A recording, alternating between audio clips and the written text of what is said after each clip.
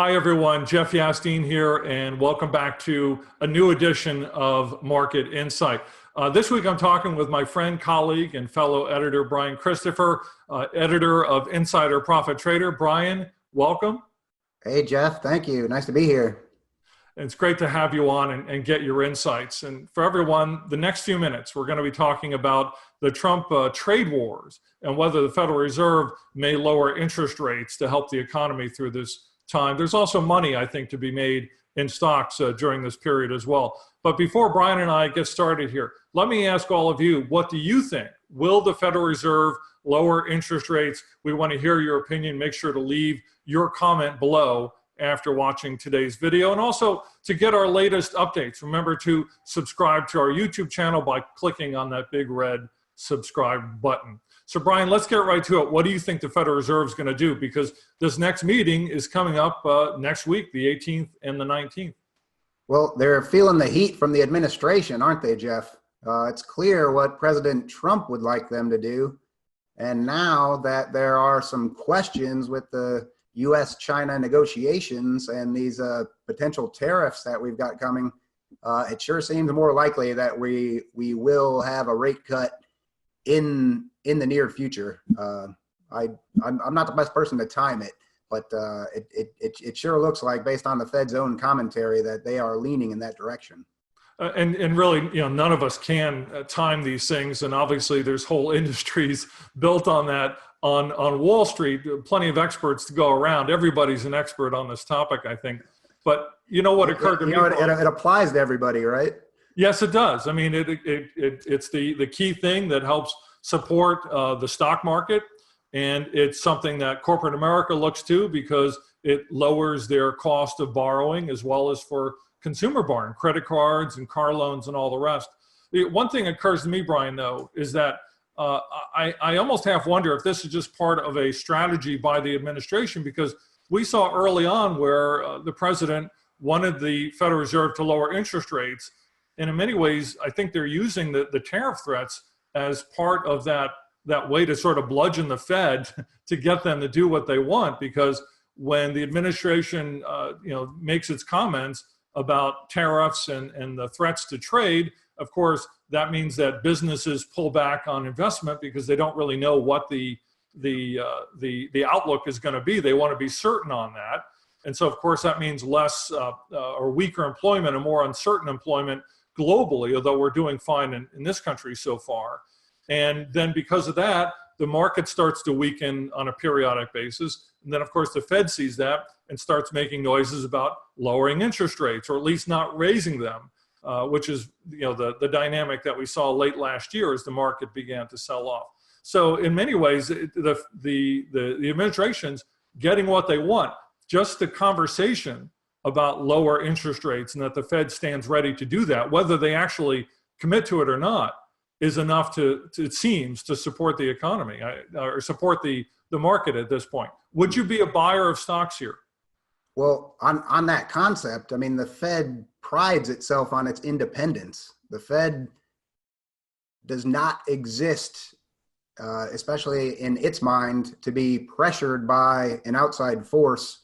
And there's a whole lot of people in Washington and elsewhere that do not want to be pressured by the force that is President Trump. So for the Fed to have another concept to blame, if you will, for making a cut, that's in their interest. And if President Trump set this up, then it was a good move. Certainly, a rate cut on a short-term basis is positive for stocks. There's no doubt about it.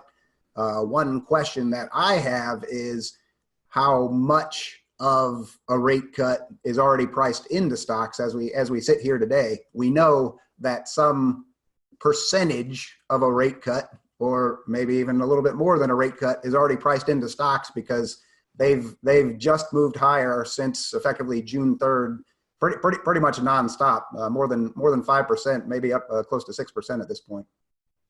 And yet at the same time, we have, I sit there and I watch the bond market. You have the 10-year Treasury, which is at like 2.1%. And it has fallen very steeply, over the last 3 or 4 months or so.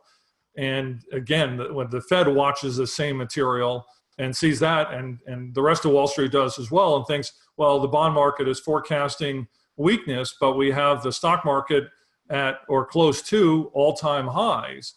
And as far as my opinion on this matter, I think we're probably likely, I won't say probably likely, I think we're very likely to move to new all-time highs just based on the setup. Because yes, there's concerns about the recession.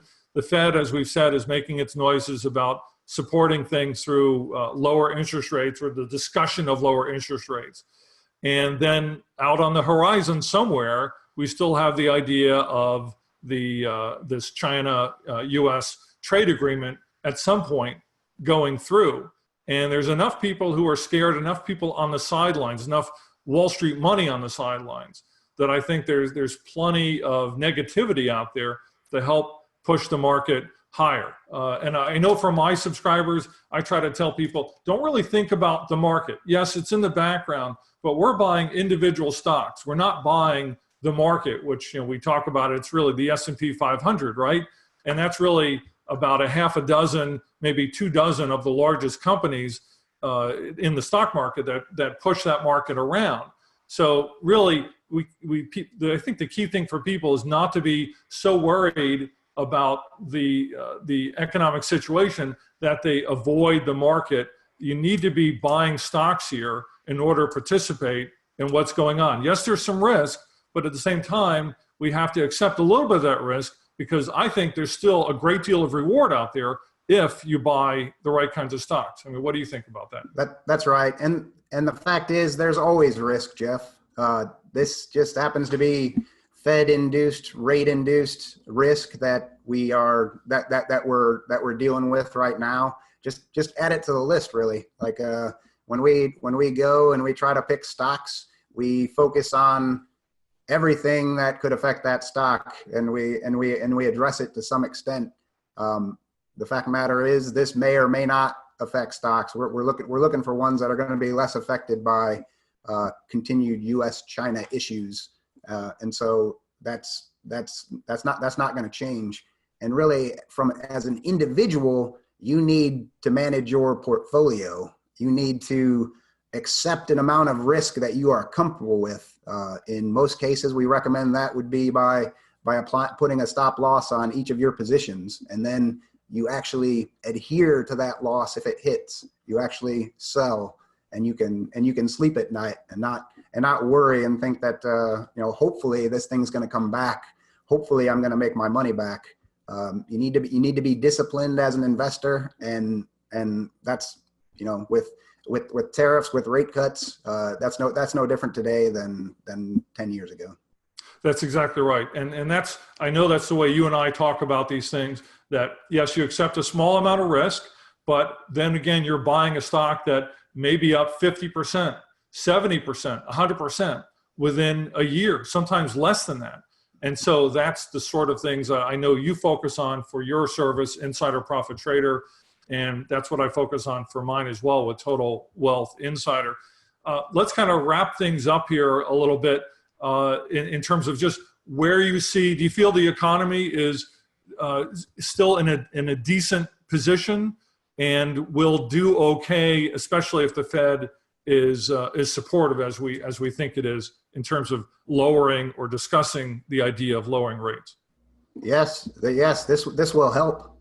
In the past, what we've seen in other rate cutting cycles, at least the recent ones, 2 out of 3 of the past rate cutting cycles, we saw consumer staples stocks do the best of their peers of the sectors in the S&P 500. So that's one place to think about putting your money in the event that we do see some cuts. I agree. I think consumer staples, and I have several of them that kind of fall into that camp from my model portfolio in Total Wealth Insider.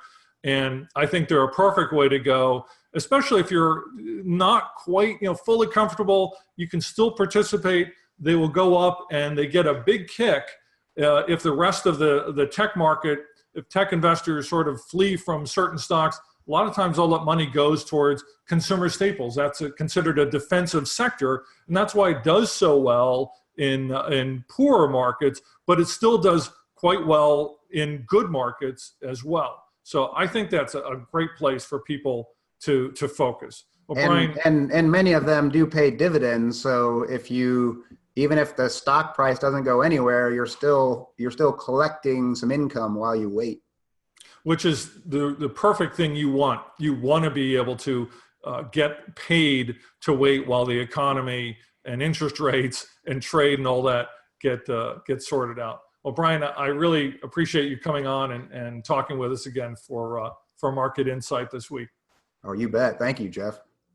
And for everyone, thank you for joining us on this Saturday Market Insight. And again, don't forget to subscribe to our YouTube channel here and tell us your opinion. Will the Federal Reserve lower interest rates next week? And we'll have a brand new edition of Market Insight next Saturday, so make sure to look for us in your email. And on behalf of Brian, Ted Bauman, Ian King, Mike Carr, and all of us here at Sovereign Investor, thank you for watching.